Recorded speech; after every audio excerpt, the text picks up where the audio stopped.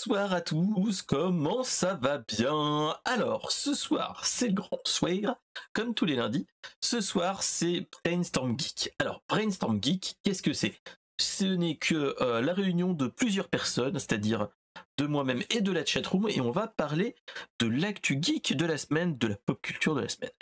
De l'actu pop culture de la semaine. Voilà, voilà. Alors, ce soir, c'est normalement de Radio Libre, hein, comme toujours, avec Doc et Diffoul, et mon cher Doc de ce soir est nul autre que mon cher TLM Adventure. Comment vas-tu, mon cher TLM? Hello à tous et à toutes, je vais très bien et toi?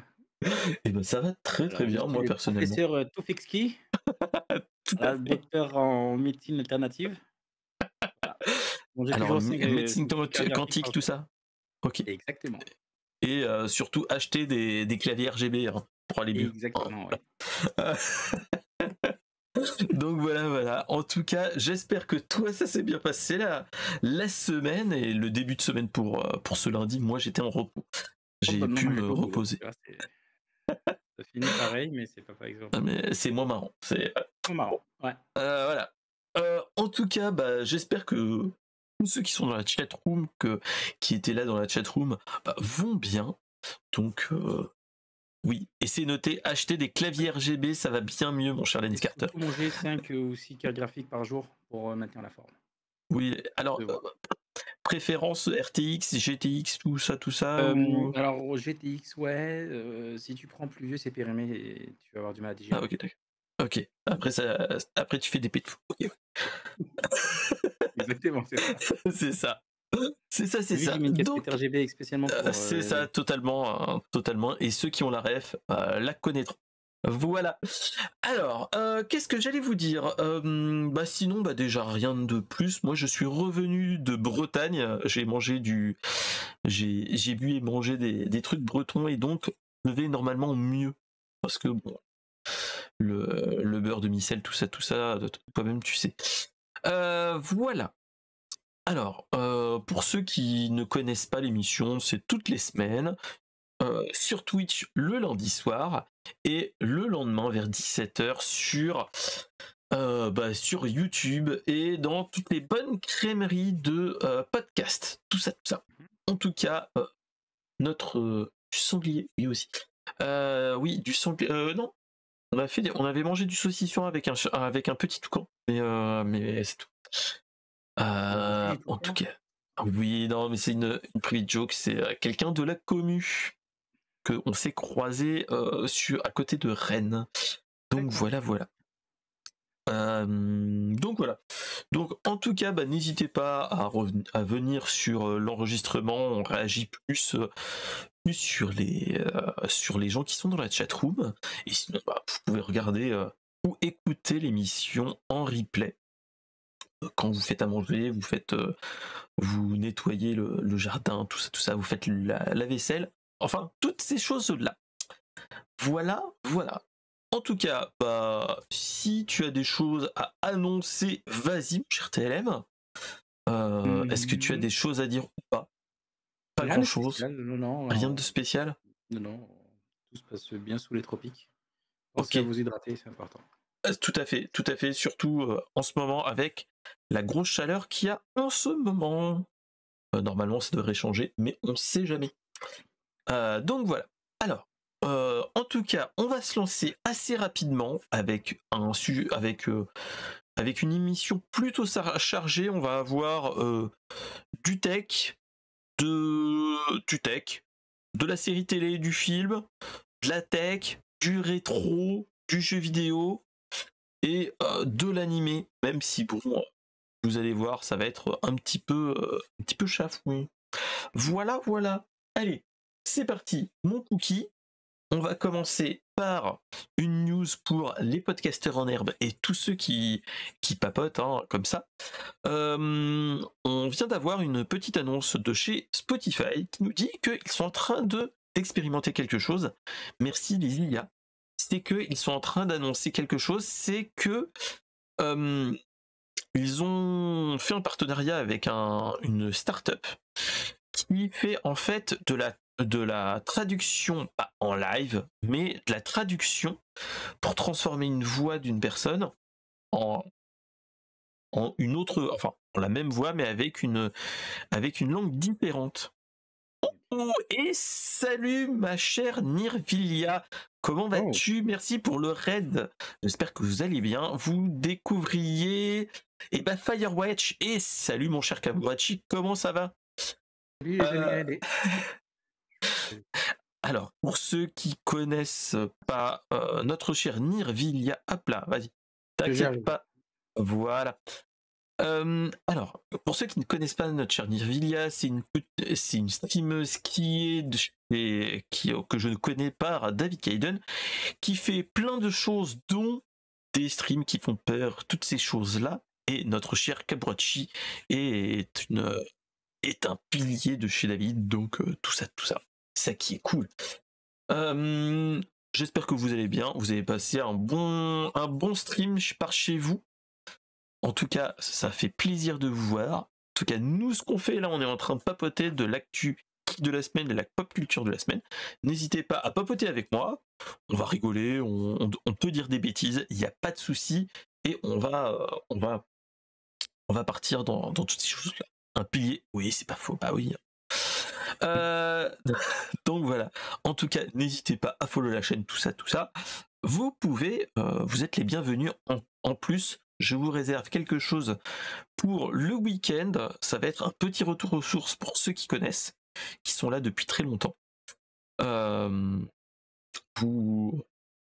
pense que TLM va reconnaître ce que je vais faire pendant le week-end, parce que il faisait partie aussi des intervenants de cette époque-là. Donc Ouais, voilà. les vieux de la vieille, comme on dit. Ouais, les vieux de la vieille, c'était les petits streams du samedi soir en live, donc voilà. Malheureusement, je pourrais pas être là. Ah, malheureusement. Ah, c'est pas grave, Il y aura d'autres éditions, il y en aura d'autres, je pense que je le referai de temps en temps. Donc ça sera du moment de tranquillade, donc c'est ça qui va être bien. Allez, on va repartir sur la news. Donc qu'est-ce qui s'est passé? Alors, ce que je disais, c'est que en fait Spotify vient d'annoncer que pour l'instant, c'est la voix uniquement anglaise, mais ils sont en train de faire des tests et des expérimentations pour retranscrire vocalement les podcasts anglais en podcast allemand et espagnol. Ils font un partenariat avec une startup qui s'appelle Asian et qui fait un petit peu de bruit dans le monde des IA parce que ça agit sur ce niveau-là. En tout cas, pour l'instant, l'entreprise est en train de tester de passer de l'anglais à l'espagnol pour voir si ça passe ou pas. Et petit à petit, il y aura peut-être plein de podcasts qui passeront de anglais à espagnol, anglais allemand, anglais français et bien d'autres podcasts et bien d'autres langues originelles. Qu'est-ce que tu en penses, mon cher Toufik? Moi, je vais en parler après. Alors, moi, je trouve que c'est une très bonne idée parce que ça permet aussi de partager des podcasts avec des personnes qui sont non francophones. Quand tu as un podcast français, et Dieu sait qu'on a quand même des choses sympas en France. C'est Et, ça. et je pense vraiment que même pour nous, ça nous permettra aussi de découvrir des talents anglo-saxons et autres. Faut juste attendre qu'ils sortent en France, en fait. C'est juste ça qui me tarde. Clairement. Après, c'est ce qu'il faut se dire, c'est que en fait, le podcast, pour ceux qui ne connaissent pas, c'est pas les trucs que Cyprien et Norman faisaient à une certaine époque. Hein. C'est plus des sortes, pour faire simple, c'est des émissions type radio où c'est de la radio amateur où tu fais des émissions sur un thème bien précis, comme là, par exemple, Brainstorm Geek, c'est passé sur une base de podcast où tu peux faire en audio ou en vidéo. Dans la définition, il n'y a aucun problème à ce niveau-là. Et donc, en fait, ce qui se passe, c'est que et donc voilà, et donc à ce niveau-là, en fait, c'est que c'est plus une pratique qui est faite plus dans le monde anglo-saxon. Et il y a quand même du monde qui fait du podcast en France. Moi j'en fais partie, mais il y a des grandes pompes dont Patrick Béja, l'apéro du Capitaine et bien d'autres. Et donc ça nous permettrait aussi d'ouvrir nos esgourdes de nous exporter vers les États-Unis et bien d'autres. mais aussi dans l'autre sens, c'est-à-dire écouter des podcasts très professionnels de leur côté qui vont vers nous. Alors ce qu'il faut se rappeler, c'est qu'il y a eu des podcasts assez célèbres, dont certains qui étaient un petit peu des podcasts où tu avais des interviews avec des personnes célèbres. Rappelez-vous de certains où il y avait eu un podcast interview de Elon Musk où il filmait de la weed et tout ça, tout ça. Et donc ça provient d'un podcast anglais. Bon, ça va finir Et même donc voilà. derrière. Oui, ça finit en même. Mais voilà, mais l'histoire vient du monde podcastique, donc voilà. Et en fait, pourquoi Spotify essaye d'investir dans le podcast, enfin, essaye de faire ces choses-là, c'est que en fait, ils font partie des grosses boîtes, entre guillemets, de la tech qui investit dans le podcast. Ils ont déjà fait des offres pas de monopole, mais d'exclusivité avec certains gros podcasteurs américains.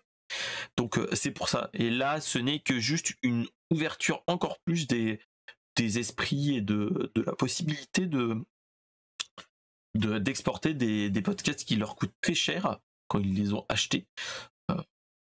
Je me rappelle plus du nom du podcasteur, mais voilà, ils avaient pris en exclusivité un gros podcasteur américain. Et pas la problématique, mais ce qui était arrivé, c'est qu'en fait, le gars est obligé de publier son podcast uniquement sur Spotify dans un premier temps, et ensuite ça sortira sur les autres sites de podcast, aux autres plateformes de podcast. Donc voilà, c'est plus une petite news comme ça qui fait plaisir, hein, que tu te dis pourquoi pas. Même se dire comment ça va se passer si on parle de Brainstorm Geek en espagnol ou en américain.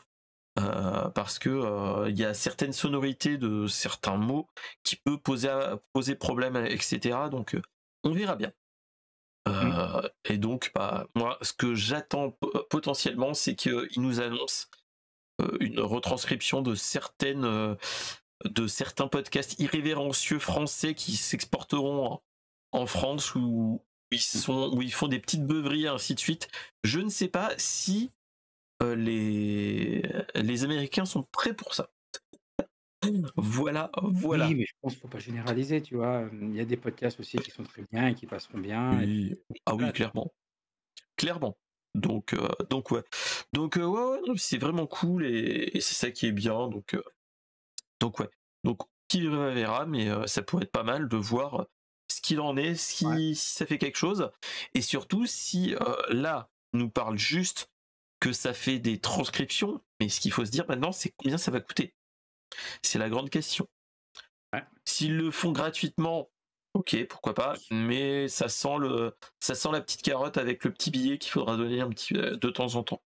Donc voilà. Donc ouais.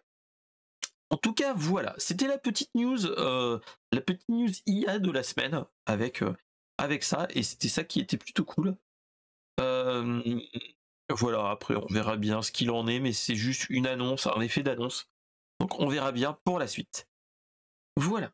Allez, sans transition, on va partir sur un sujet un petit peu plus différent, on va dire. C'est la WGA, c'est-à-dire la guilde des scénaristes en Amérique, viennent d'annoncer la semaine dernière, c'est-à-dire le 27 septembre, la fin de la grève des scénaristes. Alors, ceux qui étaient dans un bunker ou tout autre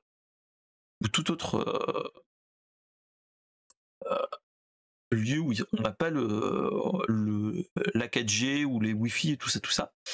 Il faut se rappeler que, c'est-à-dire que il y a 5 mois environ, on avait eu un appel à la grève de tous les scénaristes des États-Unis au niveau d'Hollywood, et en fait ils avaient annoncé qu'ils arrêtaient de travailler au niveau de tout ce qui est film et séries, pour une grosse problématique qui arrive, qui est nulle autre que, tu vas me répondre en mille, qu'est-ce qui se passe, pourquoi ils font des grèves, c'est à cause de L'IA! Et ben c'est ça. C'est que en fait, ce qui s'est passé, c'est que la guilde des scénaristes, franchement, le syndicat des scénaristes aux Amériques, je trouve que ça fait un petit peu plus classe quand tu les appelles la guilde. Ça fait un petit Ouais, peu JDR ouais, que, ouais, carrément. voilà. Que nous, c'est la CGT, c'est voilà. Ça fait un petit peu moins bien. Ce qui se passe, c'est que en fait, c'est qu'ils avaient fait beaucoup de de d'appel à la grève il y a bien un an, mais qui s'est concrétisé il y a 5 mois. C'est que en fait, au niveau des grosses boîtes de séries, mais aussi des films, en fait, ils se sont rendus compte que il y avait en fait des grosses boîtes qui utilisaient des IA pour améliorer les scénarios que les gens ramenaient, ou même dans l'autre sens, c'est-à-dire que au lieu de faire dans ce type-là, en fait, c'est qu'ils prenaient le boulot que faisaient des scénaristes, ils les refaisaient travailler par les IA, et ils se disaient, bah tant qu'à faire, enfin, c'est retravailler, c'est pas totalement créé. Enfin, faut dire que le scénario n'est pas totalement créditable auprès des Ouais. scénaristes et ainsi de suite. Et donc, ce qui se passait, c'est qu'ils ont fait des appels à la grève pour faire ça parce Mhm. que le gros risque c'était de en fait de tout ce qui était scénario et ainsi de suite, que ça desserve les scénaristes en eux-mêmes, vu Ah que ouais. avec les IA tu peux faire plein de choses, dont faire des petites modifications et ainsi de suite. Et d'un point de vue légal, l'IA n'a pas de, enfin, il n'y a pas de royalties, donc ça revient au niveau des réalisateurs et des producteurs. Et donc, c'était ça un petit peu qui posait problème. Par la même occasion, en fait, ils ont fait des petites renégociations par la même occasion, hein, ils ont renégocié les parts de leurs revenus quand ils font des grosses séries, des gros films. Ils ont bien annoncé qu'en fait, ils ne pourront plus toucher euh, ils pourront plus toucher intégralement un scénario avec une IA, ni partir d'un scénario de base utilisé enfin, on utilise l'IA et qu'ensuite ça fasse des pistes pour les scénaristes. En fait, les grosses boîtes devront d'abord passer par des auteurs avant de d'attaquer directement. Donc c'est ça qui, au moins, c'est ça qui est bien, c'est que pour Ouais. l'instant, les métiers créatifs, voilà, il y aura pas de, ils gardent un petit peu aussi leur précaré, hein, enfin, Ouais, moi je pense c'est les ce qu'il deux. faut se dire, hein. Après, dans un certain point de vue, vu comment c'est entre guillemets le monde du cinéma et de la série, je pense que il se protège aussi un petit peu. Faut pas se leurrer à ce Ouais, niveau-là. non mais Euh, c'est l'éternelle discussion. Est-ce qu'il faut autoriser les IA ou pas dans le monde Ah bah professionnel? clairement, Pour les clairement. images, pour le machin. J'ai une métaphore que j'adore sortir à chaque fois, que ça et ce qui est drôle, c'est qu'elle marche pour tout, c'est: est-ce que tu crois que l'artisan, il est jaloux de son marteau?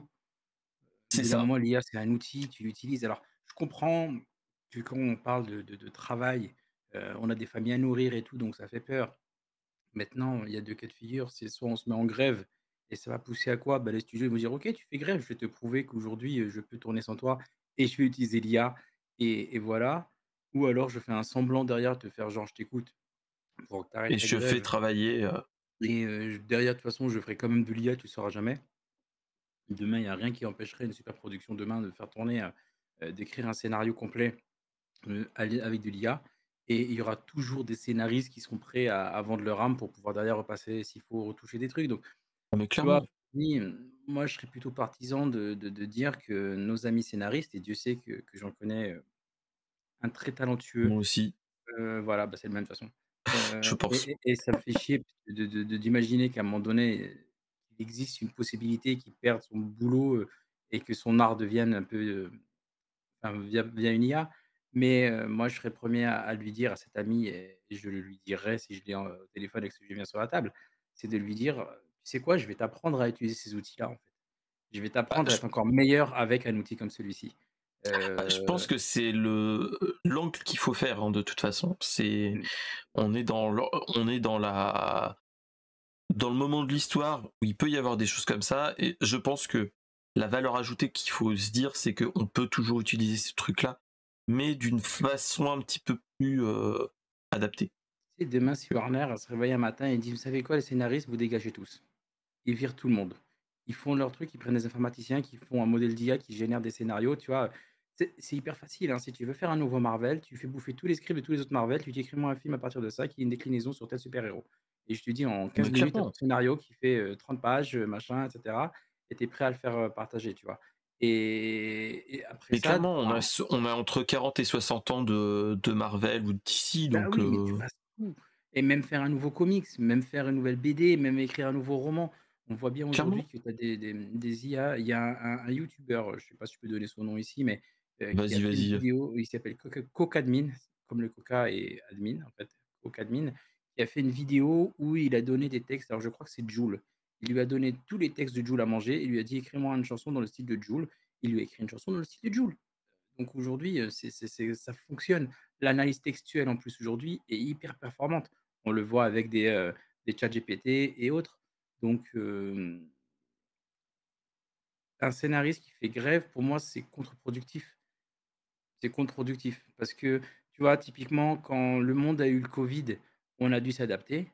Si demain les scénaristes font grève, les maisons enfin les maisons, les majors et tout ça vont, s'adapter aussi et il y a plein de métiers comme ça qui vont disparaître. Les paroliers, tout ça, tous ces métiers du texte, tu vois?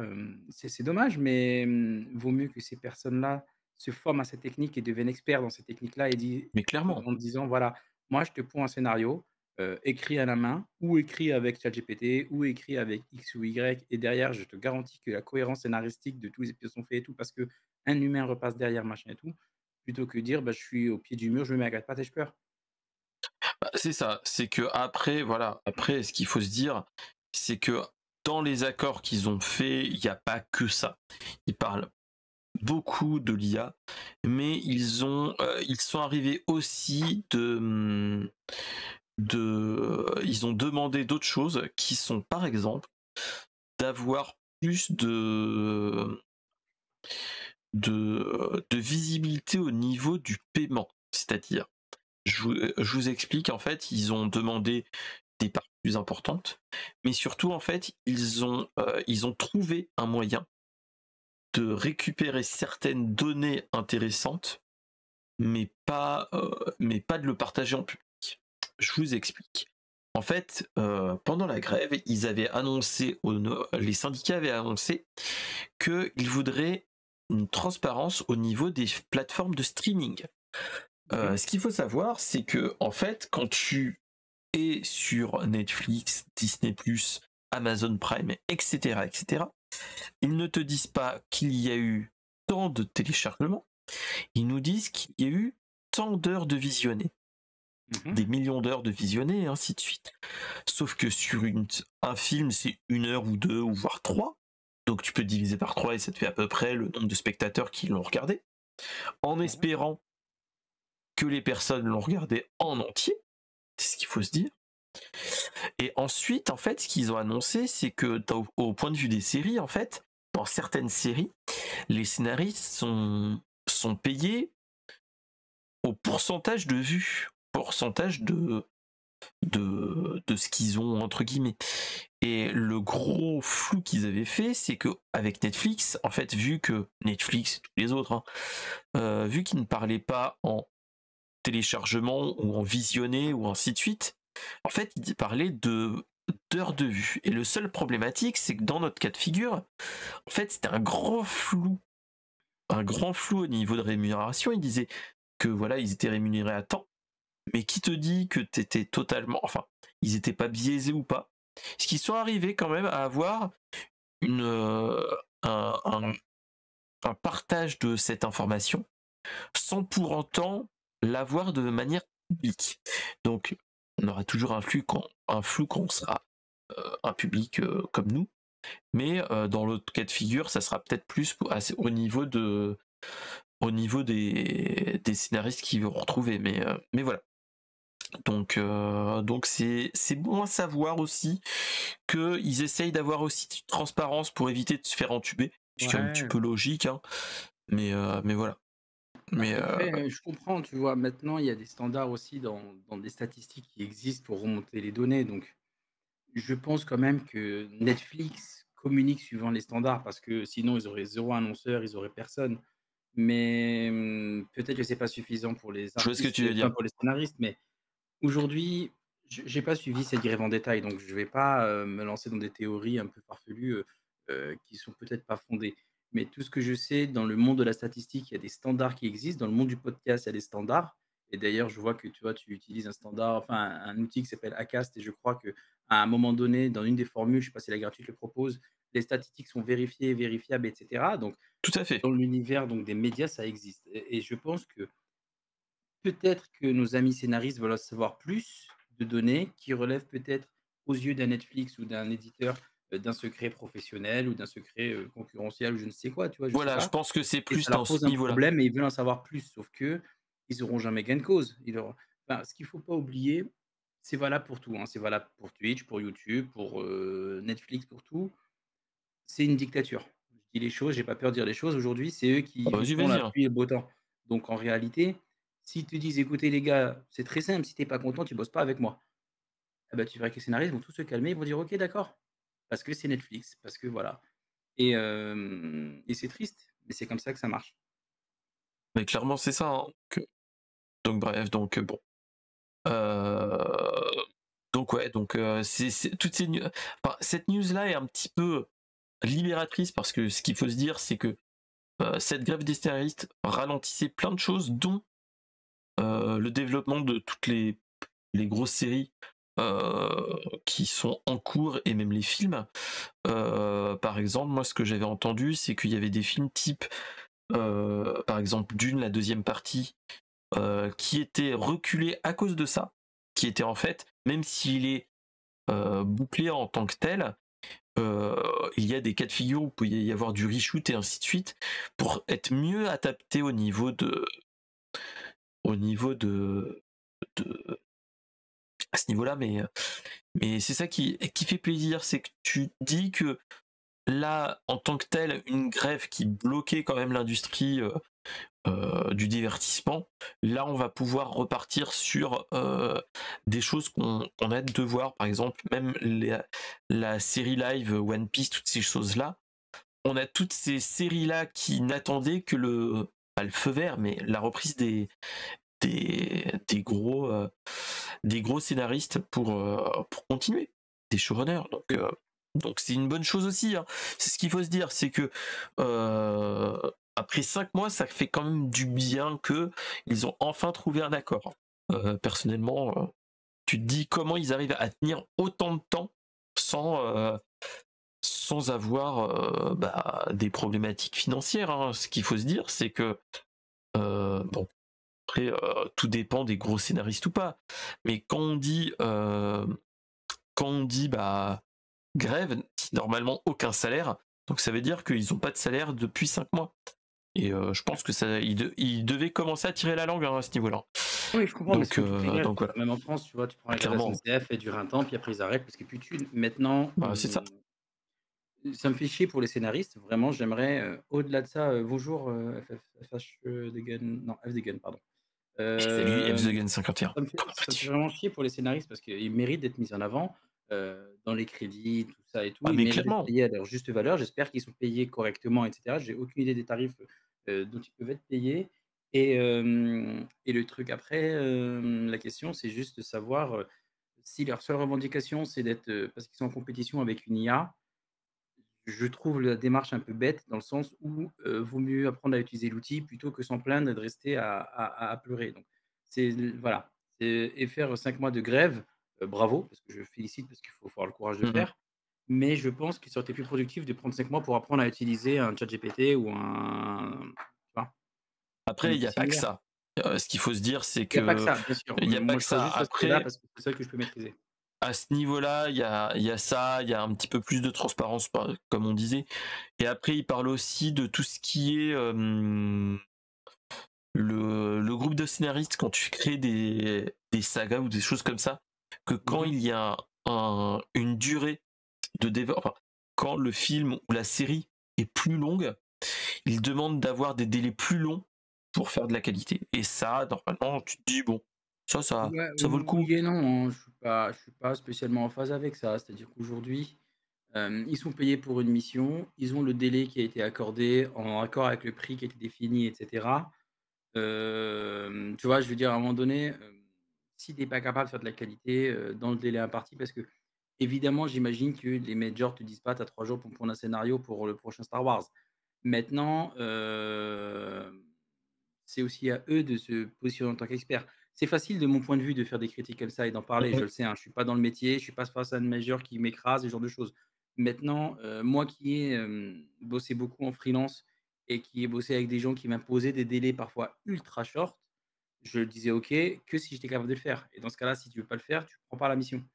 Toi ou ton groupe d'art de Clairement. de scénaristes ou ce genre de choses, donc voilà et je pense qu'il y a quand même un univers entre, ce qu'il devrait avoir pour de vrai et ce qu'il mérite d'avoir et il mérite beaucoup, j'insiste.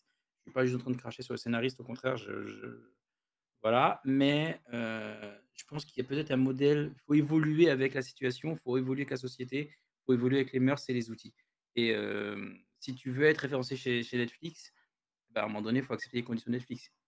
Mhm. Clairement. Parce qu'il y a aussi Après, un voilà. sujet, c'est que derrière, il y a aussi des sponsors, des gens qui payent, des délais, des périodes à respecter. Tu vois, si tu dis: «Je sors un Star Wars dans 2 ans», tu peux pas dire: «Je passe 1 an et demi à écrire un scénario». Tu vois? Donc faut Clairement. aussi Ah bah, prendre en compte clairement. ces paramètres-là et hem et ça peut en plus, tout est calculé dans ces grandes majors, notamment les dates de sortie et cetera, en fonction des autres films qui sortent, en fonction des délais de prod et tout et pour pas tomber sur une période où tu peux avoir 2 blockbusters qui sortent le même jour. Faut pas se Clairement. télescoper. Donc tous ces paramètres-là, je pense que les scénaristes, ils les prennent pas en compte parce qu'ils voient ça par rapport à leur prisme, mais en fait, c'est plus large. Donc Mhm. Faut qu'ils prennent un petit peu aussi de hauteur à ce niveau-là. Mais bon, après, yes. ça, Donc voilà. la grille, elle est C'est. finie. J'espère qu'ils ont trouvé un accord qui correspond à peu près à ce qu'ils attendent et Ils je ont leur dû rabaisser leurs exigences, mais ils sont pas non plus perdants. Ce qu'il faut se dire. souhaite, Voilà, mais j'espère qu'ils aient vraiment ce qu'ils méritent parce que c'est important aussi d'être, c'est de ça. produire un travail, d'être valorisé à sa juste valeur. C'est une marque de respect. Clairement, ça, je suis tout à fait d'accord avec toi et normalement, ils devraient. Enfin, j'espère pour eux qu'ils le sont. Donc ouais. Allez, sans transition, on va passer sur la troisième news de la soirée, qui est nulle autre que l'annonce de nouveaux morts chez Google. Alors pas des morts physiques entre guillemets. Google est le spécialiste de sortir plein d'applications et plein de solutions et de services. Et ils sont aussi les spécialistes de les retirer assez rapidement. Est-ce que vous connaissiez, alors c'était quoi, Google Plus à une certaine époque? Il y avait, euh, il y avait quoi d'autre dans ce trip-là, mon cher Toufik? Dans le Il y avait cimetière un de. truc de rencontre, il y avait un truc, ah, il y en a plein, enfin, on les compte même plus en vrai, hein, tu Oh, sais, il y a Google Hangout était un petit peu un iMessage Alors, il de. n'est pas mort Google Hangout, il a été fusionné avec Google Meet Ouais, et oui, mais c'est plus oui, je vois ce vraiment le que truc qu'avant. non, mais je sais Euh, qu'ils avaient, moi de mémoire, je sais qu'ils avaient un site de rencontre, genre un concurrent à Mythique et ils l'ont ouais, fermé, clairement, genre, du jour au lendemain parce que 0 abonnés. Qu'est-ce qu'il c'est y avait ça. d'autre? De toute façon, Il y Google, ils avait. sont réputés pour tuer des produits, après un an d'existence, tu vois? Donc Ah, mais c'est clairement. Donc là, en fait, c'est ce qu'il faut se dire, c'est on avait de plus en plus. Vous allez vous appelez, on appelle ça, vous allez sur le site killedbygoogle.com et ça vous donne tous les, tous les trucs. Et vous avez par exemple Google Optimized, vous avez un Street View, mais Google ah! Street View à part. Google OK. Stadia, vous Ah avez bah, c'est-à-dire? On peut en voilà, parler, hein. hein. Vous avez Google Duo si vous rappelez. Il y avait quoi d'autre? Il y avait ça c'était un gros truc. Alors attends, hop, je vais remonter un petit peu. Google Code, il y avait Picasa, si vous vous rappelez, à Oh, l'époque, Picasa, mais oui, Picasa, du qui photo. est Google Photos, hein, mais voilà. Il nous avait parlé aussi de Google TV, qui était une Smart TV qui n'a jamais sorti. Est-ce que vous vous rappeliez aussi de Google Answer, Question and Answer? Ils Ah avaient oui, une sorte de question-réponse. Ils ouais, faisaient ouais, ouais. plein de choses comme ça. Le Hi Google aussi, si vous vous Il y avait le truc rappeliez. de blog aussi, là, blogueur. Oui, il y avait Blogger aussi, mais il y avait une multichière, enfin. Et Oui, on est pas mort. il y avait Blogueur quoi n'est pas mort. d'autre aussi? Google Wave, si vous vous rappeliez, qui était un moyen de communication qui était un petit peu comme Hangout Ouais. aussi, qui faisait en même temps, hein, c'était pour ça. T'avais des fois des trucs qui étaient en mode doublon, etc. Vous avez Google Buzz aussi, toutes Hein. ces choses-là. Enfin, on en avait une multitude, hein. Il y a eu beaucoup, beaucoup, beaucoup. Il y a même eu un avant qu'ils achètent YouTube, ils avaient fait aussi Google Vidéo, Ouais. Vidéo Player, qui est très très vieux, mais ça n'a pas marché non plus. Enfin, toutes ces Il y avait choses-là, le donc truc aussi de flux RSS, là. Comment il s'appelle? oui, c'était le Lui aussi, il Feedburner, est mort. Phil Horner. Ah, Google, je sais Google que et là, il y a Google Google Reader aussi, Cardboard, et Google Reader aussi, Google tout Reader, ouais. simplement. Et Et donc voilà. Donc ça, c'est les spécialistes de tuer des trucs. C'est notre cher Google. Et donc, ce qu'ils nous ont annoncé, ils nous ont annoncé plein de choses. C'est que en fait, je sais pas si vous connaissez, et là, je pense que personne ne va en entendre parler. C'est que en fait, Google avait lancé il y a quelques années un truc qui s'appelle Google Podcast. C'est une plateforme, il y a quelques années, c'était il y a 5-6 ans à peu près, c'était il y a un petit peu moment. C'était en fait une plateforme d'hébergement de podcasts et une application qui permettait de lire tes podcasts. Euh, Ça a été lancé il y a au moins 6 ans. Ouais. Et on nous a annoncé en septembre que d'ici 12 mois, et bah, Google Podcast va fermer et il faudra passer en migration vers une plateforme que tout le monde connaît qui s'appelle YouTube et YouTube Music en fait. Je vous explique pourquoi on parle de ça. En fait, ce qui se passe, c'est que Google Music, YouTube Music, en fait, est une plateforme qui a déjà tué Google Play Music, si vous vous rappeliez à l'époque. oui, Voilà, en fait, ça a fusionné toutes ces choses-là pour que YouTube soit une plateforme de multimédia. Et en fait, depuis quelques mois, tu as une nouvelle fonctionnalité dans YouTube qui est de pouvoir créer un podcast. C'est-à-dire que tu crées un podcast. Si tu as un podcast vidéo, imaginons Brainstorm Geek par exemple, en fait, tu peux créer une playlist qui s'appelle podcast. Et il le rentre dedans, et quand tu cherches podcast Brainstorm Geek sur YouTube, ça tombe tout de suite. Et en fait, c'est ça. C'est que je pense qu'il y a eu une histoire à ce niveau-là, c'est que ça faisait doublon entre Google Podcast et YouTube Music, ou oui. YouTube. Et donc, en fait, c'est que là, ils sont en train de regérer de telle façon que tout soit plus logique à ce niveau-là. Et donc voilà. Donc, normalement, d'ici septembre 2024, il va falloir tout, euh, tout nettoyer, tout se refaire de cette façon-là. Donc voilà, c'était la petite news un petit peu morbide, qu'il faut se dire que là, ce qui se passe, c'est qu'ils sont en train de se dire, bon, on a un truc qui s'appelle YouTube qui marche plutôt bien, hein. Tous les trucs qui sont en lien avec YouTube, type musique, vidéo, parce que ce qu'il faut se rappeler, c'est que pour les gens qui n'utilisent pas Spotify, Deezer et toutes ces choses-là, Ouais. le premier endroit où tu écoutes de la musique, c'est YouTube, clairement. Donc voilà. Et donc voilà, là on est clairement dans ce cas de figure-là. Et bonne soirée, mon cher Caporachi. Salut à tous. Et donc là, on est dans ce cas de figure-là, hein, de toute façon. C'est comme avant, on était en mode, ils voulaient faire un YouTube Gaming où c'était l'équivalent de Twitch sur YouTube. Maintenant, c'est juste qu'ils ont mis les fonctionnalités de chez YouTube Gaming dans YouTube et maintenant tu peux streamer toutes ces choses-là. Et là, on est dans ce cas de figure-là. Ensuite, qu'est-ce que j'allais annoncer aussi, c'est qu'il n'y a pas que lui qui vient de mourir, enfin qui va mourir, il y a aussi Google Jamboard. Google Oui. Jamboard, c'est une application. Ah, c'est plus que ça.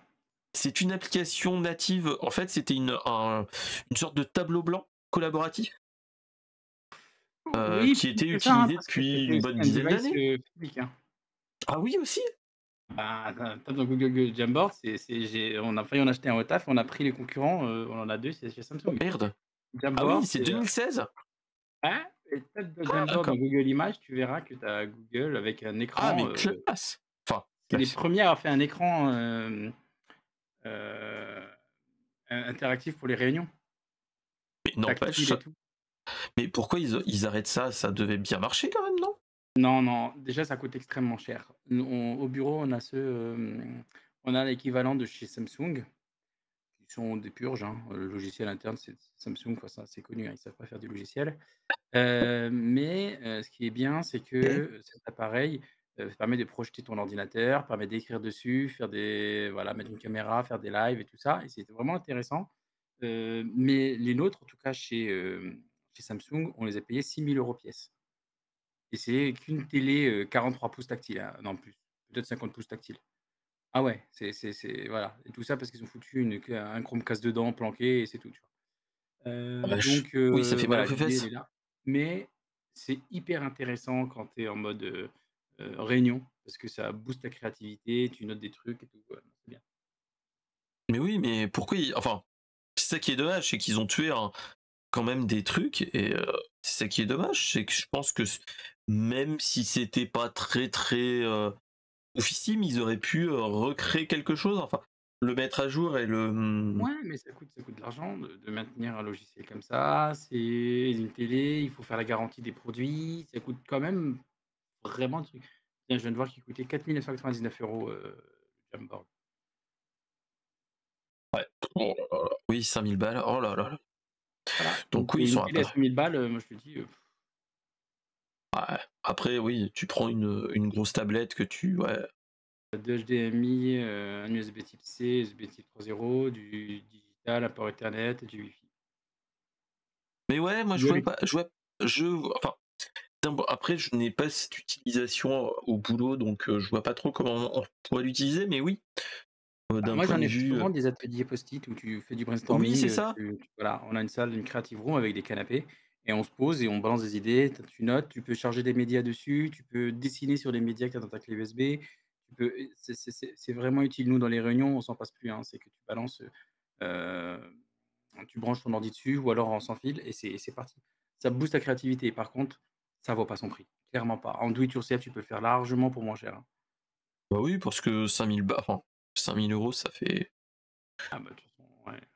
oui, Je oui. sais que tu as pas une dalle de ouf, un truc, tu vois, exceptionnel, hein, c'est une dalle tactile. Alors, Google était le premier sur ce marché-là, ils ont tenté des trucs, ils le tuent aujourd'hui, bah voilà, hein. Je connais C'est une juste boîte qui que en a encore, je vais envoyer un petit message pour me foutre de leur gueule, évidemment, parce que c'est pas drôle sinon. Voilà. mais ouais, ouais, bon, après, c'est ça qui est dommage, c'est que tous ces trucs-là, mais après ce qu'il faut se dire, c'est que Google maintenant est quand même même si on se moque d'eux à dire oui, ils tuent plein de trucs, Mmh. ils rationalisent quand même le truc, hein, leur solution et ainsi de suite, hein, faut pas se leurrer. Là, on est dans ce cas de figure-là, hein, on est dans un cas de figure où ils ont plein de solutions. Faut toujours se rappeler que Google, c'est YouTube, euh, l'AdSense, toutes ces choses-là, et ça, ce n'est que des petits trucs supplémentaires, donc Ouais. qui marchaient, qui marchotaient. Après, est-ce qu'il y avait assez de public pour que ça marche bien? Non, clairement, Je vais dire la vérité, on va pas se mentir, tout ça est une histoire d'argent. Tout ça clairement, est une histoire de fric. Ils se sont rendus compte qu'ils gagnaient pas d'argent avec ça, qu'ils en perdaient peut-être. Vas-y ah, hop, on clairement. passe à autre chose. Next. Clairement, ils sont dans ce cas de figure-là.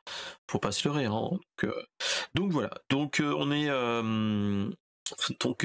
dans la news morbide un petit peu, mais c'était ça qu'il fallait en parler un petit peu quand même de ces choses-là. Allez, sans transition, on va partir sur un truc un petit peu plus guilleret. On va parler de séries Netflix. Alors, mon cher Toufik, est-ce que tu as Netflix? Non. Ou tu fais partie de ceux qui plus ont Netflix. arrêté Netflix? Voilà. Moi, j'ai repris Netflix pour une série que je ne citerai pas, mais qui commence par One et qui finit par Peace. Voilà. Je vois pas de ce que tu parles. Voilà. Et en fait, ce qu'ils ont annoncé, c'est que et surtout, c'est cette semaine, on a eu des nouvelles sorties comme toutes les semaines, et on a eu un truc qui m'a plutôt intéressé, c'est que depuis 2 ans, 3 ans, je dirais, on a des nouvelles sorties, on a des séries animées de plutôt bonne qualité, soit japonais, soit américains. Et il y a de temps en temps des bonnes fulgurances. Je m'explique. On a par exemple eu Castlevania, qui est sorti il y a plusieurs années, qui est arrêté plus ou moins à cause du producteur et du showrunner qui est un petit peu dans la mouise, qui a été un petit peu écarté parce que le monsieur a des comportements inappropriés dans sa boîte. Donc bizarrement, la série est en suspens. Voilà. Okay. Et donc ils ont sorti la semaine dernière une série qui s'appelle Castlevania Nocturne, et qui est basée et centrée sur Richter Belmont, parce que faut se rappeler, Castlevania, qu'est-ce que c'est? C'est une série de jeux où on suit des chasseurs de vampires qui sont tous des Belmont. Et en fait, on suit un personnage qui s'appelle Richter Belmont, qui est de la série Castlevania Rondo of Blood. Et Rondo of Blood, c'est un jeu qui est sorti en 93. Et donc là, on le suit dans une problématique avec des vampires, tout ça. Hein. Pas se leurrer, ça reste du bon. On a des travers d'une série Netflix, se leurrer. Ça prend son temps, et après on a des petites fulgurances, voire des accélérations à certains moments. On a aussi des bons moments quand même. Je ne crache pas dans la soupe, mais voilà. Il y a des petits moments où tu es un petit peu hypé quand tu as joué au jeu. Traduction, le Richter Belmont qui utilise une magie dans le jeu. Enfin, dans la série, il utilise une magie qu'il avait perdu l'utilité. Et il le réutilise. C'est un petit peu comme les power-ups qu'on a dans le jeu. Donc il y a des petits clins d'œil comme ça. Il y a surtout des gros clins d'œil vers la fin de la série, où on a... Bon, moi j'ai eu un petit moment de rigolade c'était dans le 5e épisode, vu qu'il y en a 8, ouais, c'était ça. Ceux qui aiment les films français vont rigoler. C'est que Richter Belmont croise son grand-père qui s'appelle Juste, comme Juste le Blanc. Juste le blanc du dîner de con. Voilà. Donc c'était un petit peu le moment, un petit peu à la coup, mais c'était ça qui me faisait rigoler. C'est que moi, quand j'ai eu ça, ça m'a bloqué dans le truc, et je n'arrivais plus à me remettre dedans. Je ne pensais que au dîner de con. Ça c'est un petit peu le truc de merde, mais voilà. Mais bon, après, après, ce qu'il faut se dire, c'est que le gars, je pense, il est pas en mode. Enfin, les Américains ont pas la ref, donc voilà. Et donc, vu que il est plutôt bon, ceux qui aiment l'univers de Castlevania allez-y, c'est 8 épisodes entre 20 et 25 minutes à peu près, OK. voire 30 dans certains cas de figure. Donc ça se fait vite, hein, donc voilà. Et Nickel. donc après l'annonce que j'avais eue la semaine dernière, que j'avais partagée avec l'ami Lens Carter, c'est que on avait eu l'annonce que Onimusha, un jeu PS2 qui sortait, qui allait être adapté et sortir euh, sur, euh, sur Netflix. Là, ils viennent de nous annoncer 2 nouvelles séries qui sont encore avec Capcom, hein, parce que je pense que le Mmh. partenariat Capcom Il a marché, Cap hein? marche plutôt bien. Et ils sont en train de se dire, on va faire toutes les séries hein, possibles et imaginables. Même la série qui a mal marché il y a 30 ans, on va pouvoir le ressortir en animé. Voilà, voilà. Et donc là, en fait, ils viennent d'annoncer que le studio sud-coréen, Studio Mir, qui avait fait The Legend of Korra, sont derrière une série Devil May Cry. Donc Devil May Cry qui est un jeu action-aventure où le but c'est du scoring, où tu es un hybride humain-démon et tu es employé par des personnes pour enquêter et tuer du démon, toutes ces choses-là. Donc on a eu un petit teaser d'une trentaine de secondes. Euh, à voir, ça peut être très intéressant. Attention, Devil May Cry a déjà eu une adaptation il y a quelques années en animé.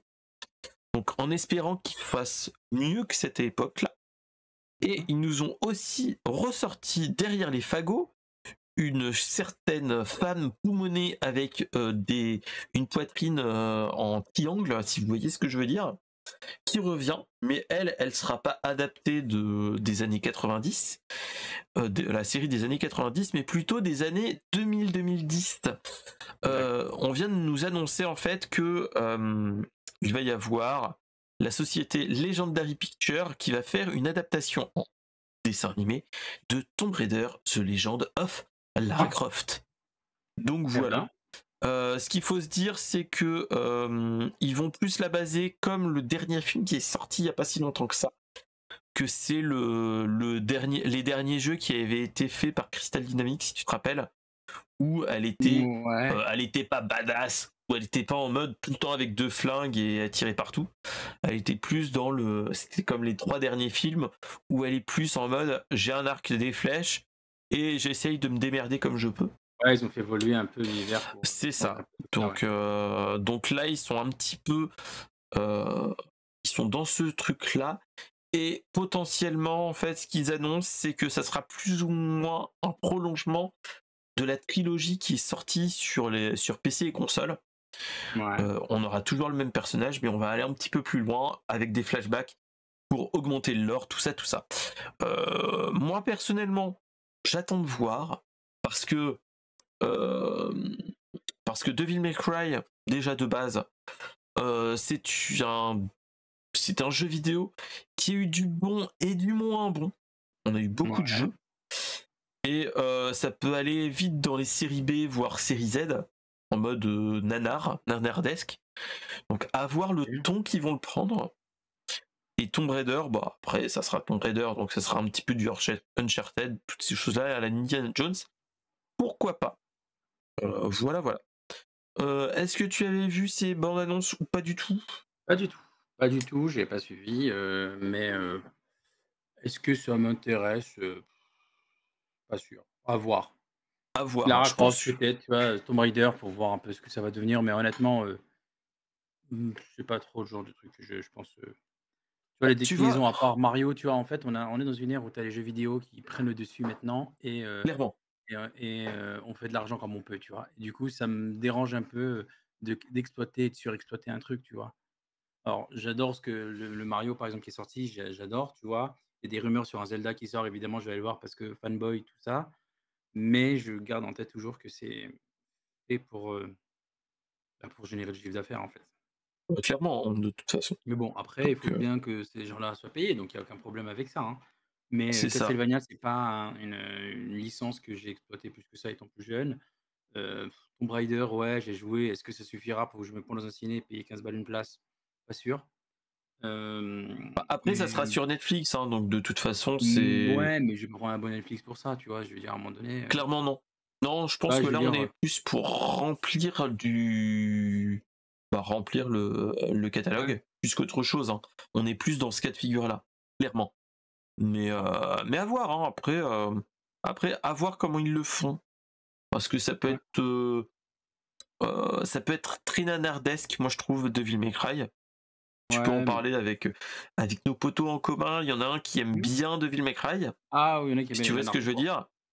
Et je pense que là, on peut aller dans le nanar. Et c'est ça qui peut être pas mal aussi. Ça peut être un angle d'attaque qui peut être pas mal aussi. Donc à voir. Donc, Je vais pas vendre la donc peau d'ours voilà. avant de leur tuer, j'ai pas d'avis pour l'instant. Ne Donc, se prononce donc pas, mais on avisera, évidemment, ouais, ouais, ouais. Allez, sans transition, on va partir sur une news, je pense, qui va te faire très plaisir. C'est que après 4 années de bons et loyaux services, on a le Raspberry Pi 5. c'est quoi Raspberry Pi, Mais Jamy? qu'est-ce que c'est qu'un Raspberry Pi? Alors, un Raspberry Pi, alors attendez, j'en dois en avoir un dans le coin. Un Raspberry Pi, c'est un PC, un mini PC de la taille d'une carte bleue en form factor. Est-ce que je l'ai? Si, elle est là. Elle est- Hop là. Je peux te dégainer un Alors Raspberry là, Pi. on est sur du Raspberry Pi 3, on est encore... voilà. Ça, c'est un Raspberry Pi 3. Donc, taille d'une petite main, hein. Et là, ce qu'ils viennent de nous annoncer, c'est qu'il va y avoir un nouveau Raspberry Pi avec, qui dit nouveau Raspberry Pi, dit nouveau processeur, nouvelle RAM, nouvelle fonctionnalité, tout ça, tout ça. Ce qu'il faut se dire, c'est que ce qu'il faut se rappeler, c'est, rappelez-vous pour les temps, ceux qui étaient là au commencement des Raspberry Pi, c'était 30-40 balles, si mes souvenirs sont bons, tu, Ouais, ça dans dépend ces des eaux-là. modèles. Au tout Oui, début, hein, le oui, premier une ou le trentaine deuxième, d'euros, ouais, même un peu moins, je crois, hein. Je crois le tout c'était premier autour, de notre gamme, il devait être à 15 balles. c'est ça. Donc voilà. Et en fait, c'était un ordinateur tout en un où on pouvait faire plein de choses, qui étaient utilisées pour faire plein de choses, dont tu pouvais faire une petite station domotique, on pouvait faire plein de bidouillages, hein, clairement, et on pouvait aller, qui a été enfin, qui l'a rendu célèbre, c'est faire une petite console de jeux vidéo rétro avec ça, qui tient là-dedans. Ce qu'il faut se dire, c'est que euh, Recalbox, RetroPie et autres systèmes d'exploitation ont fait un truc vraiment clé en main là-dessus, avec des performances plutôt bonnes, hein, faut pas se leurrer. Plutôt bonnes. Là actuellement, c'est le Raspberry Pi 4, on peut aller jusqu'à quasiment faire tourner tous les jeux PS1. La Nintendo 64, la Saturn, pas encore la Dreamcast, pas totalement. Elle rame un petit peu du cul, mais voilà. Ouais. Ça fait ramener un petit peu du cul, mais voilà. Là, ce qui se passe, c'est qu'on a une puissance de 2 à 3 fois supérieure, donc ça peut être pas mal. Après, on a du bon et du moins bon. Je m'explique. Moi, dans mon cas de figure là, actuel, j'avais mis déjà des petits ventirades et ainsi de suite pour qu'ils dissipent un petit peu la chaleur. Mais là, on arrive à un point où il va falloir refroidir l'appareil. Le peu que j'avais lu sur internet, c'est qu'il disait qu'il y avait une hausse substantielle de puissance, mais qui dit hausse substantielle de puissance dit refroidissement. Avant, on utilisait plus ou moins un refroidissement passif. Moi, je mettais des petits ventirades, histoire de dire que elles seront un petit Juste peu un radiateur, refroidies. pas un ventirad. Enfin, un tout petit radiateur, excuse-moi. Oui, parce que c'est Mais oui. voilà. Si je peux mettre un ventilateur en plus, oui, Mais j'ai voilà, compris. on peut mettre des ventilateurs en plus, et là, on arrive à l'époque où il va falloir mettre un ventirad. C'est ce que je voulais dire. Excusez-moi, hein, Non, mais c'est je sais que ma langue a ripé. Mais tu voilà. pouvais mettre des Mais ventilateurs avant aussi, hein, il y avait les fixations pour et tout. c'est C'est pas ça. fait. Après, là, on est vraiment maintenant dans ce cas de figure-là, où au vu des puissances qu'ils ont, et et la dissipation thermique et ainsi de suite, va falloir mettre du ventirad. Parce que là on arrive sur des gros CPU, GPU, même si c'est de la RM, hein, on commence à être c'est aussi puissant que les téléphones qu'on a, hein, clairement. On a un décodage du 4K via l'HDMI, etc. On a tout ce qui est compatibilité avec tout ce qui est le Vulkan, l'OpenGL, etc., etc. Il y a un petit cas de figure quand même qui pose problème dans le PCB, c'est que dans le PCB, bon, maintenant on a de l'USB 3, toutes ces choses-là. Malheureusement, on a d'autres choses qui ont été enlevées. C'est que avant, tu avais une puce, tu avais une sortie analogique pour faire sortir le son en jack. Pour les vieux de la vieille, qui s'y connaissent, hein, on avait un jack comme ça de ce type-là. Pour ceux qui, voilà. Ils l'ont enlevé. Et la puce qui est derrière aussi. Donc c'est-à-dire que tout ce qui est son dit analogique, toutes ces choses-là ne sont plus pris dedans, et donc ça sera que en numérique. Et là, c'est ça qui pose problème dans certains cas de figure, c'est que, par exemple, Recalbox, qui avait des accessoires en plus pour utiliser ce son analogique, bah, ce n'est plus possible. Et donc là, ils sont en train de redévelopper from scratch des drivers audio pour le refaire passer sur les ports GPIO, vu que c'est des... pour ceux qui ne connaissent pas, les ports GPIO, en fait, c'est les petites... c'est toutes ces parties-là. Là. Voilà. Les piquants, là, les petites piles. Et les gros piquants, en fait, c'est toutes ces choses-là. Donc il y a toute une histoire à ce niveau-là. Après, dans tout ce qui est le reste, quand même, je trouve quand même on a quand même une bonne un bon power-up, hein, à ce niveau-là. Avec le 4 et 8 Go qui va arriver après, de toute façon, ils annoncent qu'il va y avoir du 16 et du 2 Go qui vont arriver prochainement, mais pas tout de suite.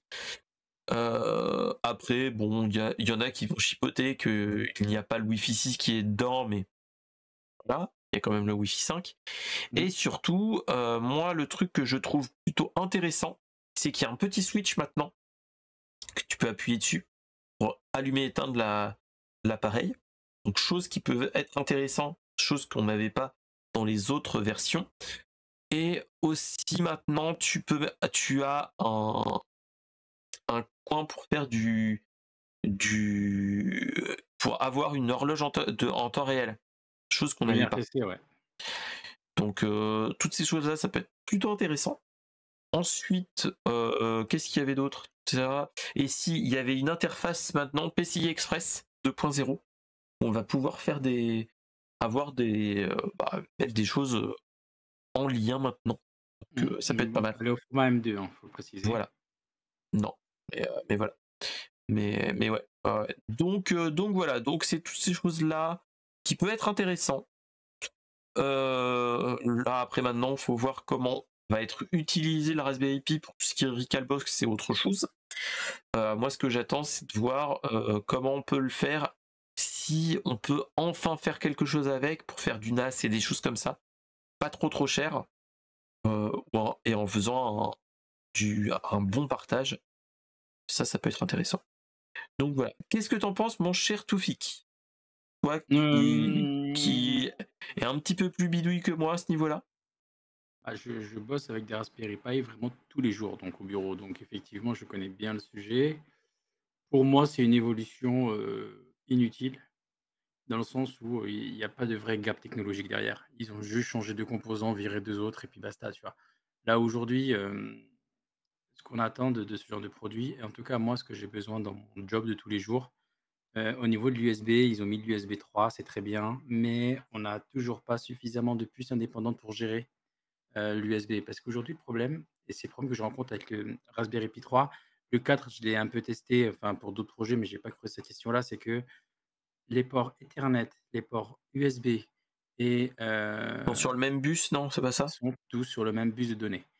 Et dès que tu fous une webcam dessus, par exemple, et que tu mets de l'Ethernet, Ok. et ben, du coup, tu satures le bus, donc la caméra elle déconne. Ah merde, oui c'est vrai. Parce que un C'est bus vrai, donnait en oui. fait voilà et tu qu'une puce. Je sais que dans la version d'après, Raspberry Pi 4, ils ont fait des évolutions là-dessus. Je crois qu'ils ont sorti l'Ethernet, mais pareil, on a tous les ports USB, il y en a 4 qui sont sur une seule puce et du coup, ils font pour des raisons de coût, les puces sont performantes pour ça, mais quand tu commences à travailler avec des images, des caméras, tu peux saturer tout ça parce que si tu fous 3 claviers, 4 claviers, 10 claviers, du clavier, tu vois, on s'en fout. Dès que tu as C'est des ça. images, du son, ça devient un peu chiant et voilà donc là-dessus, moi, en tout cas, ce que j'en ai vu, j'ai pas regardé toutes les specs, hein, du Raspberry Pi 5. J'ai vu qu'ils ont mis de l'USB 3, mais je pense pour des raisons de coût, ils ont pas dû changer la puce. Alors peut-être que je me trompe, je vérifierai l'info, mais déjà, il y a ça. Retirer la puce, audio, OK, je sais pas si c'est justifié ou pas, parce qu'ils ont rien injecté de plus, si ce n'est le port PCI Express. Hem, Et à il y a voir. aussi Honnêtement, un décodeur en dur oui, dedans, HEVC, donc ouais, ça mais peut bon être ça après, aussi, mais bien c'est sûr, pas oui, non tu as plus raison, il y a des codeurs HEVC qui est une évolution. qui est Mais, un petit peu. Après, je sais pas s'ils étaient déjà en DDR4 à ce niveau-là. Ça c'est une je grande si question. je pense que si, je pense que sur le Raspberry Pi 4 était au moins les DR4, ouais, c'est sûr et même sur Raspberry Pi 3, je crois qu'il y en a DR4. Maintenant le sujet, enfin, il est quand même à 70 balles, quoi. Bah, c'est ça, c'est Alors que le truc qui fait mal maintenant, c'est que faut se rappeler qu'avant on était à du 40-50 balles, 60 balles, où tu avais le tout, tu avais le chargeur, les enfin trucs, machin, le le chargeur, ouais. transfert, une petite coque, le truc, et ainsi de suite, Ouais. et une petite carte micro SD en plus. Mmh. Là, t'as tout le truc, t'as déjà 60 balles. Donc, Je crois qu'en plus de ça, il faut dessus maintenant un chargeur, 30 watts. Je crois qu'il faut du oui, 5 volts 6 ampères ou du oui, 5 volts 5 oui, ampères oui, oui. parce que Maintenant, il faut que tu ça pompe, mettes hein. du 5 volts 5 ampères en USB-C. Et Donc il c'est faut du que je 25 crois que watts. voilà, c'est 25 watts, pas moins. Donc, donc c'est ça, c'est un petit peu, t'es là, tu te dis bon, ok, pourquoi pas. Mais voilà. Après voilà, moi j'ai regardé vite fait. Je me dis Raspberry Pi 5. Déjà, il est en rupture de stock. Euh, Il est pas il sorti, est il est en en- rupture, hein. il est déjà en rupture de stock. Ce qu'il faut se dire, c'est que le chargeur, oui, c'est de l'USB-C 27 watts qu'il faut minimum. 25. 25 watts minimum. Voilà. T'as tous ces trucs-là. Tu te dis, bon, ça te fait un kit. Allez, allons sur Qubit, tac, tac, tac. Un kit starter, c'est-à-dire le Raspberry Pi, une alimentation et une. Un câble micro HDMI vers HDMI, vu que maintenant c'est plus. Voilà. Et une carte micro SD. Pour la 4 Go, c'est 110 balles. Mmh. Et pour Et la tu as pas le 8 boîtier Go, parce que ouais, et t'as pas de il y a boîtier. d'autres choses en plus, tu vois? Le boîtier a changé, Et c'est-à-dire que le. déjà, ils ont inversé les ports Ethernet et USB. C'est Ensuite, il ça. faut dissiper thermiquement, il faut un boîtier spécial pour pouvoir avoir une dissipation thermique correcte. Ils Clairement. te font tout racheter. Alors, c'est sûrement justifié. Si tu parles avec les gars de la fondation Raspberry Pi, ils vont t'expliquer que c'est justifié et cetera et peut-être. Là, aujourd'hui, j'espère que je me trompe et que derrière, il y a des performances qui sont là et que c'est cool. Mais j'ai vu, notre copain Fabrice de Recalbox en parler, le jour où ça a été annoncé et il disait que pour l'instant, ils avaient aucune théorie sur le fait que ça puisse faire tourner, par exemple, des jeux, Dreamcast, C'est ça. ou PS2, enfin PS2, si PS2, si je crois que c'est bon. PS3 si je dis Si pas de bêtises. c'est C'est PS3, c'est pas PS3, encore, c'est bon, trop. C'est l'architecture de la PS3 était un voilà, petit peu trop et trop comment dire, gourmande. gourmande.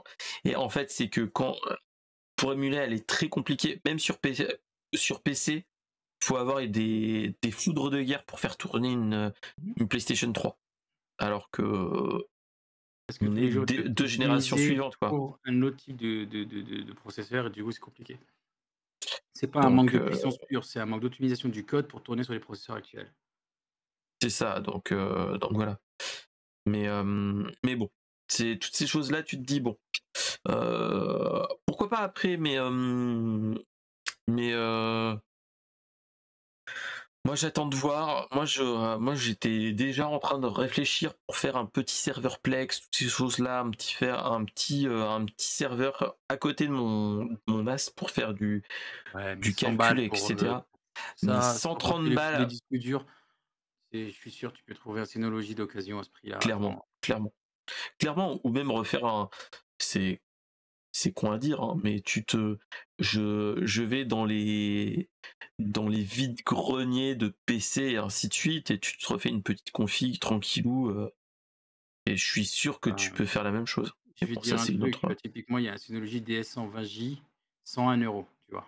C'est ça, donc Sans on est disque dur, vraiment dans donc ce c'est cas. le prix du truc avec ton boîtier. Alors attends, ce que tu mets un tiroir, donc tu mets qu'un disque dur dessus, mais bon, ça fait un an, Voilà, c'est un disque dur, t'as pas de RAID, mais déjà, si tu veux, voilà. mais c'est ça, donc bon, Chez Synology, c'est de la qualité, hein. clairement. Donc voilà, donc c'est vraiment en fait une news qui faisait plaisir quand tu te dis ah il y a un nouveau truc, mais dans un autre certain point de vue, tu te dis bon, c'est pas c'est pas Mmh. foufou, c'est pas plus fou que ça. Donc moi j'ai été un petit peu hype, j'ai regardé les vidéos, tout ce qu'on pouvait faire, machin truc. Mmh. Et en fait là, la hype est redescendue et je me dis bon, ça va pas faire non plus, ça va pas rabattre les cartes à ce Ouais, niveau-là. ça va pas changer la face du monde, hein. Non, clairement. On est sur, comme j'avais dit avec Linz Carter quand il y a eu les iPhone 15 et ainsi de suite, là on n'est pas sur une révolution, on est sur une évolution douce. Ouais, exactement. Clairement, Mais clairement, ça répond à un marché, ça répond à des trucs. Je pense que clairement. Clairement, il y a tout ce qui est t'as un décodeur de vidéo, toutes ces choses-là, donc ça, tu peux te faire un petit boîtier pour faire un media center, des choses comme ça. mmh Et c'est pas non plus un truc oufissime entre guillemets. Euh, donc bon, à voir, à ouais. voir clairement. Donc ouais. Allez, on va changer, on va parler jeu un petit peu rétro, même si c'est du récent. On vient de nous annoncer que notre cher Counter-Strike 2 est sorti cette semaine. Et qui dit sortie de CS2, qui est derrière CSGO et les Ouais. premiers Counter-Strike, on nous a annoncé quand même que euh, Valve déjà gagne beaucoup d'argent, a gagné beaucoup d'argent rien qu'avec la sortie. On nous parle déjà de 40 millions de dollars en moins d'une heure, comme ça, Ouais. juste histoire de dire. Donc voilà, il y a de plus en plus de monde qui est dessus et ainsi de suite. Après, ce qu'il faut se dire, c'est que CS, entre guillemets, euh, on est sur du jeu que je pense au moins quasiment tout le monde a déjà joué au moins une fois. Counter-Strike, de près ou de loin, ou au moins l'a vu, de Oui. près ou de loin. Faut pas se leurrer. Même de notre génération et même les plus jeunes y ont déjà joué. Hein, voilà. Et ce qu'il faut se dire, c'est que là, on a des records du monde dignes de Valve, hein, comme toujours. Tout le monde est content et ainsi de suite de retrouver un Counter-Strike de chez Valve qui est mieux qu'avant, plus beau et ainsi de suite. On a quand même des moments de blague avec ce Counter-Strike 2. Petit clin d'œil pour ceux qui ont un Steam Deck. Il y a eu un cas de figure où ils se sont rendus compte que euh, le jeu est optimisé, mais ils ont oublié de refaire travailler un petit peu les textures sur Steam Deck parce que il y avait un gros gap et une grosse appellation qui nous disait que euh, CS2, on allait avoir des fumigènes plus jolis, ainsi de suite. Ouais. Sauf que sur Steam Deck, ils n'ont pas chargé tous les textures de ce brouillard. Donc en fait, quand tu lances des fumigènes, ça marche mal. Ah. Donc voilà, Et une feature qui est normalement un game changer. Et bah sur Steam Deck, ça chie un petit peu dans la colle, mais bon, voilà. ouais. Et ce qu'il faut se dire, c'est que ce jeu-là, notre CS2, qui est un Si mes souvenirs sont bons, c'est un free-to-play CS2 de toute façon. Donc OK. n'importe qui peut y jouer. Counter-Strike 2, il est gratuit. Il est gratuit. Donc tout le monde peut y aller. Voilà. Hop. Je viens de l'ajouter sur Steam, hein, ça peut toujours servir. Ouais. Voilà. Alors, voilà. Après, tu as toujours un truc pour l'avoir en plus gros, arme payée, ainsi de suite, comme toujours. Des parties Mmh. payantes. Mais ce qu'il faut se dire, c'est que les premières heures de sortie de ce jeu-là, on a eu un pic de 1,4 million de joueurs. Ah oui, quand même, hein. Voilà. Ce qu'il faut se dire en ce moment, c'est que le gros jeu qui est sorti il y a pas longtemps, qui est Baldur's Gate 3, on a eu un Ouais. pic de 900 000 joueurs. Donc on est vraiment Ah oui. au-dessus du game. Et là, on est clairement dans un cas de figure où on va entendre parler de Counter-Strike assez souvent. Et on va dire que quand même, les équipes de Valve, même si c'est du free-to-play, on Mmh. va avoir quand même une petite ils vont avoir quand même une petite somme d'argent avec les achats in-app, ces choses-là, ils vont en fait mettre payant certaines choses de toute façon pour les pour transférer des choses de CSGO vers CS2 et ainsi de suite. Mmh. Donc j'ai envie de dire Valve, là, ils sont en train de gagner l'argent de beaucoup de monde en très peu de temps pour la fin d'année. Et donc, les Ouais, résultats clairement, ouais. financiers vont être clairement bons. Qu'est-ce que tu en penses, toi, mon cher Toufik? Est-ce que tu as un rapport avec Counter-Strike proprement dit? Pas du tout, Ouais, si, j'ai été jeune, donc si, j'ai essayé. Maintenant, je suis pas un grand fan de FPS, donc du coup, clairement. donc voilà. Maintenant, la question, si tu veux, je vais te redire la même chose que je t'ai dit sur les films avant. Encore une V2? C'est ça. Il n'y a pas Pourquoi? Pour de. l'argent? Oh youpi! Enfin, faites-nous Clairement, des nouveautés, tu vois? Créer un nouveau jeu, créer de nouvelles choses réinventer la plutôt roue, quoi. que réinventer les trucs. Un peu d'innovation, tu vois? Je veux dire. Bon là, c'est un free to play, donc je peux pas critiquer, c'est les achats in-app qui vont financer tout ça, mais Clairement, ils ont vu un Fortnite faire des millions, ils ont vu les Apex, ils ont vu les Valorant, ils ont vu tous les trucs. Bon, il y en a certains qui sont payants, d'autres moins, mais il y a un marché, il y a des gens, donc ben, vas-y, jette mais dessus, quoi. clairement. Clairement. Et on va dire que même CSGO derrière était quand même plutôt connu et reconnu dans ce cas de figure-là. Donc Oui.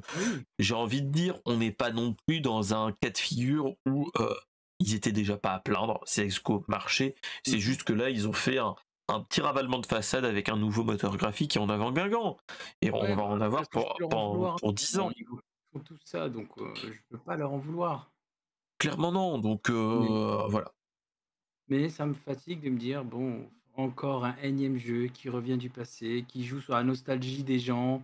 Enfin, tu vois? Et mais bon. Clairement, clairement. Donc voilà, donc c'était la petite news CSGO, je voulais en parler un petit peu. Ça fait plaisir toujours d'avoir un petit Toufik qui me qui donne son avis et qui est pas qui est bon parce que moi c'est ça que j'aime bien avec toi, c'est que là on est dans un cas de figure où c'est un gros événement jeu vidéo, mais dans le fond, c'est juste une évolution de ce qui se passait, de ce qui s'est passé. Donc voilà. Hein, Allez, on va passer à la dernière news, tranquillement. Et c'est une news rumeur qui est de plus en plus insistante. Donc voilà. Et en fait, il y a des grosses rumeurs qui passent de plus en plus et qui parlent de temps en temps, vu qu'il va y avoir le New York Comic Con très prochainement, mmh. ils nous parlent de plus en plus d'une nouvelle série Dragon Ball. Alors Dragon Ball, qu'est-ce que Dragon Ball? Ceux qui ne connaissent pas, qui ont plus de 50 ans et même moins de 30 ans et qui ne connaissent pas cette série de manga, c'est fait par Akira Toriyama qui a fait Dragon Ball, Dragon Ball Z, Dragon Ball GT, Dragon Ball Super et tous les jeux qui vont dans ce truc-là.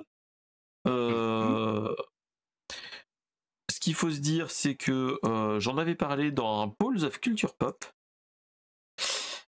sur YouTube. Vous tapez Balls of Culture Pop. C'était avec l'ami Funkyception. Qu'on avait parlé de ça. Là, on nous annonce une nouvelle série. Alors, même moi qui est fan, qui adore Dragon Ball et qui attend toujours avec grande insistance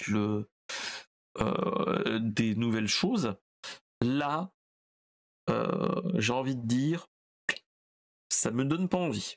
Je suis plus en train de me dire, là, ils sont en train de faire, allez, on a besoin d'argent, on va refaire encore un Dragon Ball. Et là, en plus, c'est un web animé. Alors, qu'est-ce qu'un web animé? C'est un animé qui sort uniquement sur Internet, qui ne sera que sur les plateformes de streaming, type Crunchyroll. Ouais. Et là, on est sur un truc qui est pas foufou, clairement, où tu as un Goku qui a un parent d'enfance. Tiens, ça me rappelle un Dragon Ball GT. Voilà. Et en fait, on suivrait Sangoku et le Shin, c'est-à-dire un des dieux, comme les Kaioshin, que si tu te rappelles dans Dragon Ball, enfin bref, qui sont en fait transformés en enfants et ils doivent trouver un moyen de retrouver la forme adulte. Voilà, j'ai envie de dire, les gars, alors, on avait un truc qui s'appelait, fin des années 90, qui s'appelait Dragon Ball GT, où en fait c'était l'un des premiers méchants dans Dragon Ball qui arrive à récupérer les Dragon Ball et qui dit oui, c'était tellement mieux avant quand Dragon Ball, quand Goku était petit et qu'il ne se transformait pas en super guerrier et qu'il était surpuissant. Et le Shenron avait dit, j'ai bien compris ce que tu veux faire devenir Goku enfant. Et donc après, ça avait été une série qui avait traîné un petit peu en longueur avec des bons et des mauvais côtés, bon voilà. Et là, tu es en train de te dire, retour en enfance, ils doivent retrouver forme adulte comme Dragon Ball GT. Donc, t'es là, tu dis, est-ce que ça puerait pas du cul? Voilà. C'est que tu te dis, bon, pas d'originalité, là on est vraiment dans dans ce que tu disais juste avant, que, ouais, là on est dans le Dragon Ball fait gagner de la thune, faut pas se leurrer. Aux États-Unis, plus qu'ailleurs, parce que ils ont pas eu la Dragon Ball Z Mania que nous on a eu il y a 30 ans. Donc ils sont plus dedans.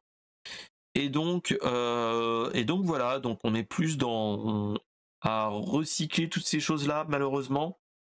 Et là, on est vraiment dans le truc qui me donne pas du tout envie. Et déjà que je lis difficilement les mangas, les chapitres des mangas tous les mois. Là, ça fait mal aux fesses. Pas te dire, les gars, enfin, il y a tellement d'autres trucs à faire que faire un Dragon Ball GT bis. On est d'accord. Donc voilà. Encore une fois, je vais répéter, ça manque d'innovation. Gna gna gna. Je me fais vieux, je radote. Tout pique radote. Voilà. Bonjour. Mais clairement, là, on est dans du. Enfin, ok, d'accord pour les jeunes, mais même moi, ça me donne pas envie. Enfin, franchement, là, on est dans un cas de figure. C'est une news que je l'avais vu, mais je l'avais vu passer. J'étais à 2 doigts de pas le mettre parce que voilà, tu te dis attends les mecs, arrêtez, ils sont en train de vendre, revendre. Ouais. Voilà. Et comme diraient des gens avec qui, comme je disais avec certaines personnes quand j'ai lu ce truc-là, on me disait voilà, c'est une saga qui valait de l'or et ils font un enchaînement de choix de merde. Et comme disait un certain David Kaiden, parce qu'on en a parlé avec ça, moi il nous disait Les gars ont de l'or dans les mains et ils font du hachis parmentier avec. Voilà, Ouais, bien voilà. sûr. C'est voilà. Je sais pas Après, s'ils ont de l'or dans les mains en réalité. Ça, c'est une licence qui est, tu sais, essorée à mort, tu vois. et c'est ça. Et ce qu'il faut se rappeler, c'est comme on le disait dans le Balls of Culture Pop pour Mhm. avec Funky, c'est que Akira Toriyama, en fait, est un mangaka scénariste slash scénariste slash Mhm. chara designer et ainsi de suite, mais qui est en mode euh, je gagne de l'argent pour vivre et pas le contraire. Mhm. Dans les Dragon Ball, ça a été souvent ça. On a toujours entendu parler que lui il voulait gagner, enfin faire son petit truc et s'arrêter au fil de l'eau parce que bon, Ouais. ça lui faisait trop de boulot et ainsi de suite. Donc voilà. Et là, on est dans ce cas de figure là. On est clairement dans ce cas de figure là. Et salut mon cher Nobodis, comment vas-tu? Oh, il y a un Euh, Nobodies. Bonjour Nobodies. et donc voilà. Et là, on est clairement dans ce cas de figure là que là, ils sont en train de se dire bon, faudrait faire marcher la planche à billets. On va essayer de faire quelque chose. Mais là, Mhm. on est, enfin, comme tu verras doter, mais ils peuvent faire d'autres choses avec d'autres personnes avec des idées neuves. Et là, clairement, on est dans ce cas de figure-là. Pourquoi utiliser Goku? Il se transforme déjà avec des effets Adobe Premiere. Laissez-le tranquille. Leave Britney alone, comme dirait l'autre. Voilà, c'est clairement ça. On est dans ce cas de figure-là. Donc, euh, moi, c'est comme je disais, je lis les mangas, mais c'est tout. Ça donne pas envie. Et là, ça te Dommage. redonne encore moins envie. Et pourquoi continuer à faire des choses? Faut la laisser se reposer. Et si vous avez de bonnes idées, oui, là, entre guillemets, on est en train d'étaler de la merde sur la biscotte. Donc, De merde. Ouais, ouais, on est d'accord. voilà. Donc voilà. Donc c'était le moment coup de gueule, hein, et espérons que ce n'est qu'une rumeur, même si malheureusement il y a de plus en plus de persistance et qui disent qu'il y a peut-être une annonce le 12 octobre à la New York Comic Con. Tu te dis bon, la rumeur va se transformer en news et tout le monde va dire ouais, et alors gars, Ouais, bon, voilà, on voilà. verra bien de toute façon. On va se Donc dire un voilà. truc. Donc clairement, on est dans ce cas de figure là. Tu te dis bah voilà. Bon. Ça va résumer la réaction quand tu vois cette news, tu fais voilà, ça va sentir Ça m'en touche le une, fera caca. bouger l'autre, comme dirait. Voilà, voilà. Voilà, et clairement, mon cher Notebuddies, c'est un équivalent à Dragon Ball Evolution, le point Dragon Ball Mhm. Evolution. Oui. Voilà. Mais clairement, on est dans ce cas de figure là. Donc voilà. En tout cas, bah, c'était la dernière news de l'émission. En tout cas, bah, merci beaucoup mon cher TLM d'être Merci à toi passé, de d'avoir m'accueillir. papoté avec moi. C'était avec un grand plaisir. C'est la première fois que tu es avec moi sur cette saison 2. Donc Ouais, autant ouais, faire. ouais, c'est vrai. Ouais. Non, Et non. non, la première Elle après a tu étais commencé dans par la la saison 2. chatroom. La saison 2 c'était septembre. Ah oui, donc c'est sûr Donc que septembre, oui. oui, Donc voilà, j'étais la là, saison 2 dans oui. l'été, je crois un peu avant l'été. Ouais, c'est ça. Mais voilà. Bon, Mais là, je en suis tout heureux d'être cas, là. c'est moi, bah, le plaisir est partagé. En tout cas, voilà. En tout cas, bah, moi j'ai envie de dire juste une chose. Rude, 300 pour l'ami Sans TLM, Sparta? pour l'ami TLM, et un petit peu aussi moi, et je suis à Oui, oui, 5 mais non, près, ça donc suffit voilà. pas. Hein. Donc, c'est une personne qui stream de temps en temps quand il a envie. Hein, voilà. Quand j'ai envie. Voilà, et ce qu'il faut se dire, c'est que bah, l'ami Toufik fait des streams d'un petit peu de tout, mais surtout du Zelda, hein, ce qu'il faut se dire. Ouais, mais N'hésitez non, pas à pas le voir, forcément. Je mais fais pas de forcément. du jeu vidéo, Voilà, non, de temps en temps, ouais. mais ouais, Nobody, commence pas. Voilà, il en tout est cas, agréable, hein. c'était un grand plaisir. Oui, Ah tu bah, vois, il vient sur les chatrooms et ah oui, j'ai le voilà, droit de les bannir, hein, mais bon, je le voilà, respecte trop pour ça. Il voilà. m'inspire. Voilà. Donc en tout cas, c'était un grand plaisir. Je le rappelle pour tous ceux qui sont dans la chatroom, bah, Brainstorm Geek, c'est la semaine prochaine aussi. Voilà. Et lundi prochain, comme tous les soirs à 21h, on va toujours parler de news, tout ça. N'hésitez pas à follow la chaîne, à sub à la chaîne, même si on n'est plus September.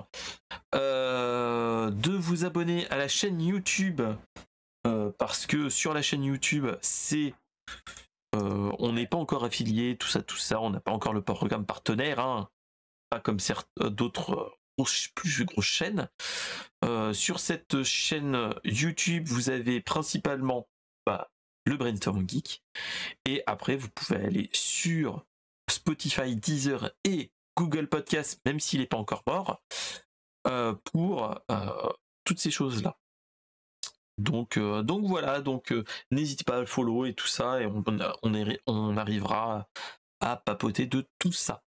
En tout cas, moi je vous dis bonne soirée, à samedi soir en live, et en attendant, geekez bien, reposez-vous bien et travaillez bien, mais surtout kiffez la vibe avec votre mec. Voilà. C'est ça. Allez, bonne soirée à tous et Ciao, salut. à samedi. Salut.